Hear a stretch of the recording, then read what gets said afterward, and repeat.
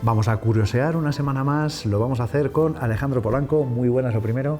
¿Qué tal? Que además nos va a hablar de algo, yo es la primera vez que oigo hablar de atlántropa. Sí, mira, aquí lo tienes, mira, te lo pongo en grande, atlántropa. Atlántropa. Tengo que mirar dos veces porque... No es un psicotrópico ni nada de eso, ¿eh?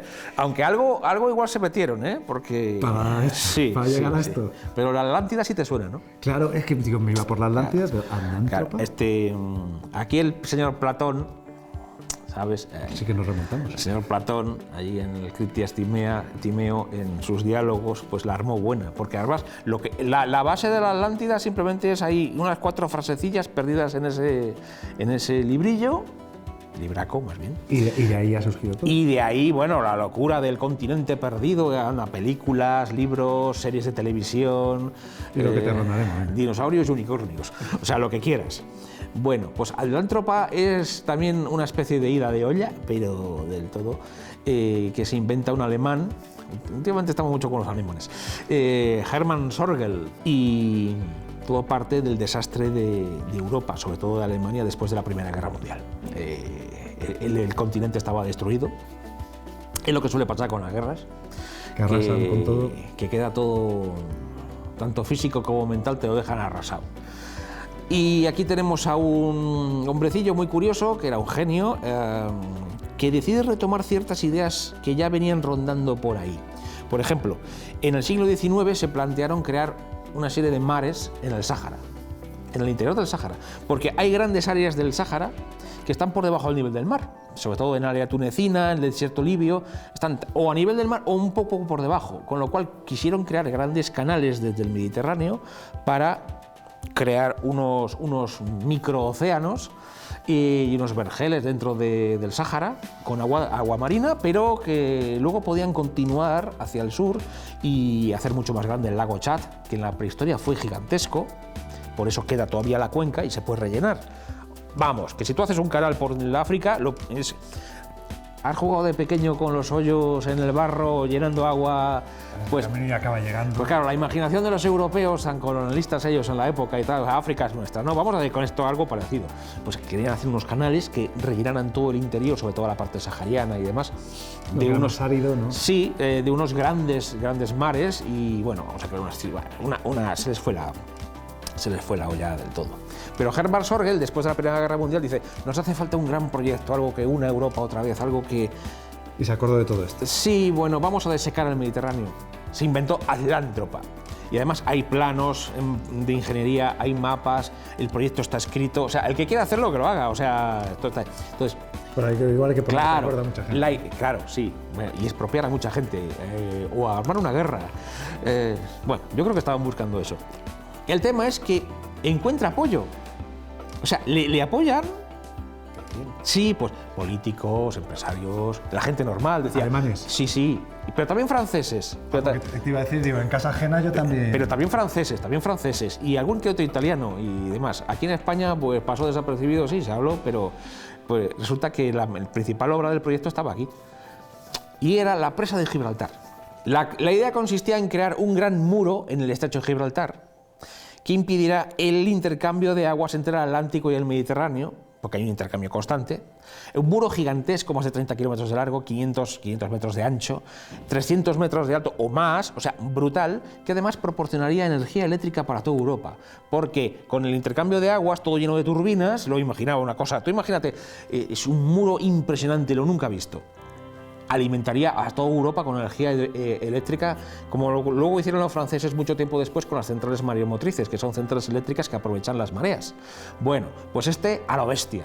Y de paso vamos a bajar un poco el nivel del Mediterráneo, ¿no? Pues como en la antigua glaciación, en la última glaciación, pues estaba más bajo el nivel. Vamos a bajarlo 200 metros en la parte este y 100 metros solamente en la parte oeste, o sea, en nuestra parte. Y la canción aquella que decía de podrás viajar a Mallorca por carretera porque no le gustaba ir en avión, pues esto mucho antes, estamos hablando de 1920, 1923, se convertiría en realidad, porque si bajas el nivel 100, 200 metros, ya tienes un puente de tierra que va desde Valencia hasta por las Columbretes y demás, hasta las Baleares. Sí, vas saltando, primero llegas a Ibiza, y bueno, no sé a los de Baleares si les haría mucha gracia esto. Luego había que hacer otra presa gigantesca entre Túnez y Sicilia, porque claro, ahí había otro problema, porque hay diferentes niveles, entonces, bueno, pues nada, haces otra presa total, ¿qué más da? Y ya de paso derivamos agua al interior del Sáhara para crear estos mares interiores. Lo que había quedado pendiente. ¿Qué sucede? Tú ves los mapas del tema este, y dices, joder, Sicilia está unido ahora a Italia. Córcega, Cerdeña también, y hemos ganado millones de kilómetros cuadrados de tierra fértil para cultivos, para nuevas industrias, para nuevas ciudades costeras, vamos, se les fue del todo. ¿Es la idea del siglo? Vamos, eso era Atlántropa, era el proyecto para unir a toda Europa. Ahora, piénsalo un poco. Primero, consideraciones ecológicas ninguna. ¿Por qué? Porque en la época pues, no se tenía en cuenta. ¿Qué era la ecología? ¿Qué era eso? No, pues no. Tiempo antes, un militar americano y oceanógrafo y cartógrafo, Silas Bent, había pensado en otra burrada que también les inspiró a estos, que era... ¿Se retroalimentaban a esta gente? Sí, hombre, a ver, ahora hablamos mucho de geoingeniería, o sea, proyectos para modificar el clima y demás, o por ejemplo, para limitar el cambio climático, hay proyectos para hacer gigantescas plantas que captan CO2 de la atmósfera y o bien lo entierran o lo convierten en otro tipo de productos, que hay ahora muchos proyectos en ese sentido. Eso es geoingeniería, o sea, grandes instalaciones de ingeniería que permiten hacer modificaciones a nivel planetario. Pues Atlántropa era una de ellas y bebía de las ideas de Silas Bent y de otros que pretendían hacer algo tan inocuo como, por ejemplo, cargarse el Ártico. A ver, la gran diferencia que hay entre el Ártico y el Antártico es que en el Atlántico es un continente helado. Vale, ahí no tienes nada que hacer. ¿Hay suelo? Sí, pero gigantesco, hay cordilleras, de todo, ahí todo enterrado ahí es bajo hielo. Pero en el Ártico es banquisa, es hielo que flota sobre el océano. Con lo cual, si lo eliminas, tienes todo abierto, todas las rutas, vía libre para hacer rutas muy rápidas de comercio. Y entonces Silas Bent dijo, bueno, tenemos que intentar cargarnos la banquisa. Se le ocurrieron muchas formas. A los rusos, entre el final de los años 40, se les ocurrió hacerlo con armas nucleares. Ah, te iba a decir, ¿y no se Sí. les ocurrió incrementar la temperatura de la Tierra? No, volarlo directamente. Por ejemplo, la prueba de la mayor bomba jamás detonada, la prueba del SAR, la bomba SAR en Novaya Zemlya, que explotó en la atmósfera, se hizo en el Ártico. A ver qué... Brutal. Bueno, era para probar cómo iba la cosa, total.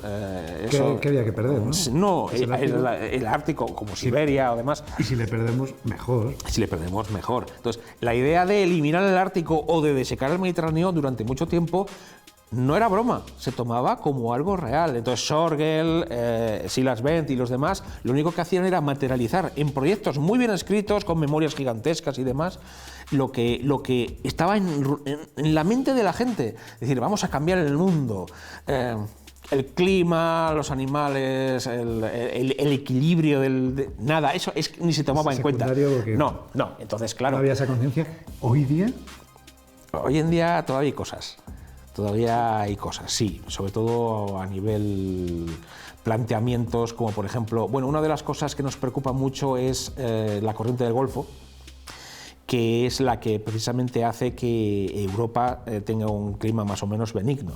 Por ejemplo, nosotros estamos aquí en España, Palencia además, estamos en una latitud más o menos como Boston. Quien conozca Boston o Nueva York sabe que las nevadas que caen allí los inviernos son bastante jorobados. Pero aquí, hombre, hay invierno y hay heladas y hay cencelladas, claro, muy típico nuestro. Pero no tenemos un clima extremo como pueden tener en la parte canadiense o demás. ¿Por qué? Porque el agua caliente por las corrientes marinas del Golfo de México se mueve en una especie de cinta transportadora hacia las costas del norte de Europa. Entonces, ¿hay a quién se le ha ocurrido intentar cortar la cinta, lo cual sería terrible, porque volverían los inviernos casi glaciares a Europa y demás, pero para intentar favorecer a la costa de Terranova y a convertir a Canadá en un nuevo vergel y demás? Entonces, cuando se toca, el problema cuando se toca algo en lo que son la circulación global de la atmósfera y los océanos es que como toques algo aquí, las lían los demás.